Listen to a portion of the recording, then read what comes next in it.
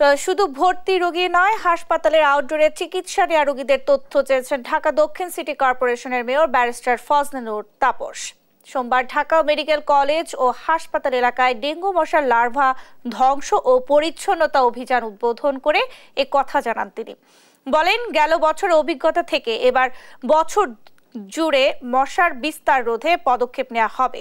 পর্যায়ক্রমে সব সরকারি হাসপাতাল, থানা, শিক্ষা প্রতিষ্ঠানে এই ক্রাশ প্রোগ্রাম চলবে বলেও জানান মেয়র।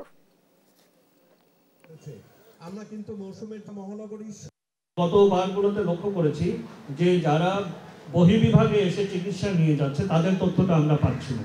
আমরা এবার বলছি যে সেই তথ্যটাও যেন আমরা পাই, সেই তথ্যটাও যেন সঠিকভাবে লিপিবদ্ধ হয়ে সেই রোগীর ঠিকানাটাও যেন আমরা পাই, তাহলে আমরা সেই রোগীর ঠিকানাতেও আমরা যেতে পারবো। আমরা কাজ করতে চাই, আমরা প্রত্যেকটা ঘরে যেতে চাই। আমাদের কাছে এটা বিবেচ্য না যে 100টা ঠিকানা পাই আর 1000 ঠিকানা পাই। আমরা 1000 ঠিকানা পেলেও আমরা সেটাকে নির্মূল করার মতো সক্ষমতা আমরা অর্জন করেছি, আমরা করতে চাই।